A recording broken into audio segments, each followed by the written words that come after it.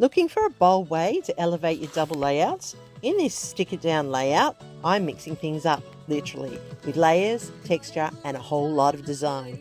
I'm combining mixed media techniques with graphic shapes to create a layout that's dynamic, balanced, and full of energy. And yes, it all starts with a sketch. I'm Kathy, and I'm here with my latest stick it down layout just for you. And today I'm using a Scrapbook Fantasies kit, which is a non-paper bulk mystery pack, which I ordered, and it was from their Redwood Farm collection. And it has all of the elements that I need to create this layout today. So I'm starting with white cardstock and this companion page here.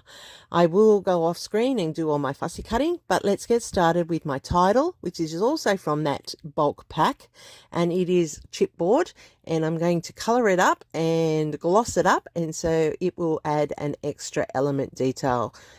So what I've done here is I'm cutting apart my chipboard, which comes in the kit and is also available at Scrapbook Fantasies, as I said. And I'm just getting the pieces that I want in the blue separate, and I've cut off all the extra stabilizers that they come with, because as you can see they come in these frames which hold them all together, which is quite good because some of them are quite delicate.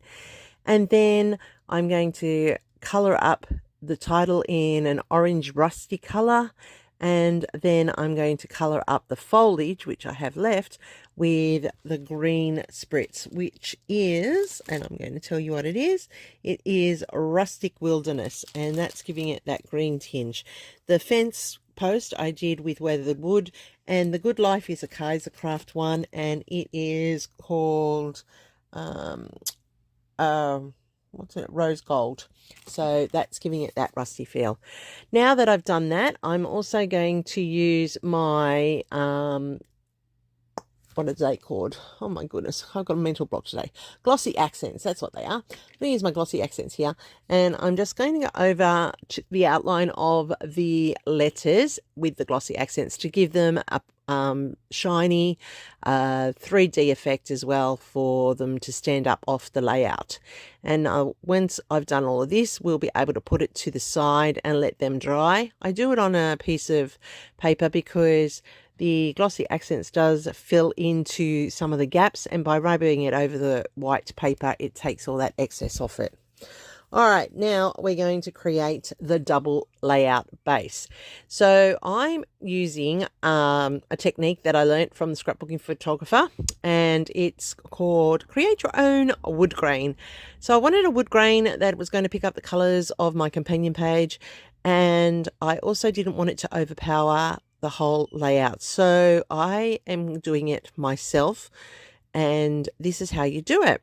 I'm using an embossing slide, and what I did there was measure different lengths of strips and ran the embossing blade along. And now I'm going to use the distress oxide here because it works well with water when you mix the water in, and it's called Prize Ribbon. I thought that's what it was. I just had to check. So I'm going to add the water, and I'm doing my smooching technique with my smooching tool that I created, which I absolutely love because I do have that control.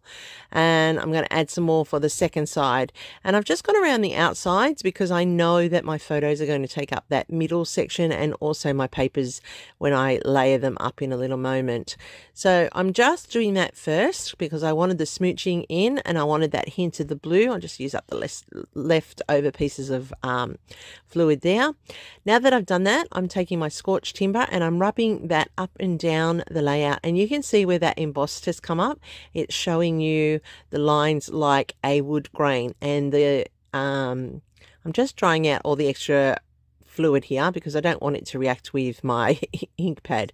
So I'm just rubbing it backwards and forwards, and where I embossed, you can see those lines really coming up, and it's giving that weathered wood grain look. Now I'm using the rice paper here, and I love rice paper. It gives a great effect to your layouts. So what I do with it is I use water down the edge that I want to tear, because that allows it to come across beautifully, and it also gives it a soft tissuing effect. So I've done it down the middle, and I've divided it in half, as you can see here, and you can see that the edges are frayed and look very effective. Now with the side that was the companion page, this is the piece that I got. I'm going to tear it in half, and I like the roughened white showing, so I'm making sure that's showing on both of them. And then I'm going to layer it with that rice paper, and I'm only going to use 1/2 of the rice paper, which allows me to have another sheet for another event. And I've just realized that's what I'm going to do, so I am doing it once again where I am tearing it down the center using the wood and the water, water, and that's giving it that frayed effect, and it's giving that 3D extra appeal to the layout. So I'm going to layer that in behind the denim, and that's going to just create a panel, which I'm going to put on the left and the right of my layout so that it carries across the double. And you can see how that fits in beautifully there. Look at that. Isn't that stunning? And the homemade wood grain paper just matches perfectly with the colors. So I like how this is coming together, and it is quite an effective technique to use when you're making your own layouts and you want something different in your background. The smooching, as you can see, just adds that color, which is really perfect. And now I'm going to layer up my hexagons, which were from the cut apart sheet that Alicia has designed. And I will have all the details down below for the Scrapbook Fantasies bulk mystery packs that you can get. They're the non-patterned paper, and all you get are the elements in there, and you never know what you're going to get, and it's always great. And you get lots of printed sheets. You get chipboard, and you get a companion page, you get rice paper, and you get vellum. So it's really, really well worth the use of this pack, and it allows you to get very creative in an easy way. Fortunately for me, I had hexagons in this, and so it fits perfectly with this layout and the sketch. And I'm just going to layer them in to place here, just making sure I'm getting my patterns spread equally and evenly across. I have matted some of the smaller hexagons on just plain blue cardstock, and that allows them to fill those gaps perfectly and keep the pattern and design going. And I really do love the combination that this builds in the layout. And it's about mixing it up so you're not getting the same colors on. But unfortunately, when you use blues and reds and whites as your main themes, you do tend to get some repetition happening. And that's okay, because it looks great anyway, because I've defined the edges of them with the blue, and that lifts them and separates them from each other. So you can see how this is coming in nice and easily. I'm just following the sketch pretty much the same, putting in the elements where they are on the sketch, and you too can have a go at that as well. Please join us at Stick It Down. I will have the Facebook group down below. You need to go check out the creativity of the team that are creating, and also every month there is a single sketch for a single page and a double sketch for the double layout. I'm on the double layout team. This is my double layout, and I'm actually enjoying this layout. I think this is coming together quite nicely. And as you can see, those hexagons do fit beautifully onto the design, and they just add that little bit of extra to your layout.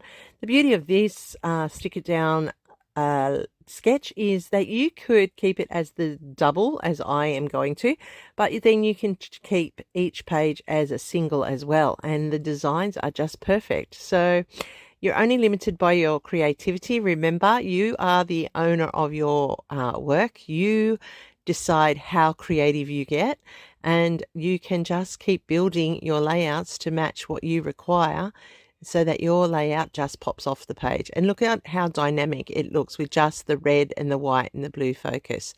I really am quite impressed with how this is coming together. I had the idea of using the wood grainy design in the background. I didn't realize how well this was going to look, and I'm very, very impressed, even if I say so myself. And I just love how this works. What do you think? Do you think it's coming together nicely? Do you think the layering adds that little bit of extra and the mixed media just pops it enough? Or do you think it's too much? So let me down in the comments. I'm curious. I like to hear people's opinions, and I love to learn from other people. So let me know what you think. Right, I'm adding in the 2 photos to the left now, and these photos were taken around Easter time when we went to the Pioneer Village here at Windsor, and I was talking to the goat, as you can see here, and my daughter snapped that photo away. It was up in the back area of the Pioneer Village where the farming was. You can see the old rustic tractor there that's been rusted away and is in the field there. And then that little goat just came to the fence as I was standing at the fence and was allowing me to pat him, and he was very cute. And I have a photo of him there up close. Look at him. Isn't he cute? Look at those eyes. It's so cute. And then I also have the windmill, the rustic windmill. So it is a farming feel to this layout. Now I'm just going to come back to my title, which is now dry. That's the chipboard that you saw me prepare at the beginning. And as you can see, it's got a nice glossy shine to it now in the, oh my goodness, mental block. Glossy accents have dried. I can't for the life of me remember that today. I'm sorry about that. Glossy accents. And now that they've dried, I've cut those away, and you can see how easy it is to cut this chipboard away. I've just used my blade and it is coming up. And I'm going to now start embellishing the layout by putting the title in first, and I'm putting it where it is on the sketch. And on the denim, it just pops with this color. It's just gorgeous. I just love how all of these colors are so complementary, and they pick up the colors. The reddy goldy color is of the goat and the tractor there, and the blues from my clothing, and it just all blends nicely together. And I just think that that's really important when you're doing a layout, that you make sure that it is complementary to your photos, because photos are very colorful and they can often clash with the papers that are chosen. So that's one tip that I have. That's my personal preference. What do you do? Do you do papers first, then photos, or photos, then papers? It's always a curious thing to watch how people create and what their thought processes are. I'm curious to know what you do.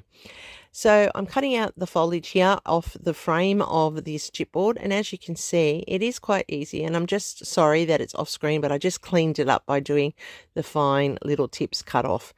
And it is delicate, and that's why this framing from Scrapbook Fantasies to hold your chipboard in place is so important. It looks so much better when you can keep your chipboard together. So these are all the fussy cut elements that I took out of the sheets that you get in the kit. Plus I've also fussy cut some of the vellum. So you'll see some vellum elements going in on this layout as well. So I'm just layering up where the cluster points are on the photo, on the sketch, and I'm just making sure that they sit there nicely. I will go off screen and glue those down. You don't need to see me do that. You know how to glue, just placing and building and structuring so that it all comes together. And I just love how this is sitting on this layout, tucking in that little bit of green foliage for the points here, and that's tying it all together, as well as that longer green on the right hand side. Now, one element of the sketch that I forgot to do was these corner pieces, and so I'm just going to add those in, and I did cut these from a die, and they were perfect for this part of the layout, I felt, and add just that little bit of extra interest. So I'm tucking in some vellum flowers here that I fussy cut out of the vellum sheet. Very effective they are, vellum. It's just that extra layer and extra texture without the bulk, and it actually just blends beautifully with the colors that I've already included on the page. So over here I'm going to add in some more vellum mushrooms, and I've tucked in that grid cross at the end, the corner piece, so that I still have my lines in place and it's still following the sketch pretty closely. Now I just need strips of this blue, which I'm cutting it at 1/4 inch, and I will trim down inside, because if you look at the sketch, there are two sets, one at the top of the left-hand page, one at the bottom of the left-hand page and one at the top of the right-hand page. And I'm just going to layer those in across the top there.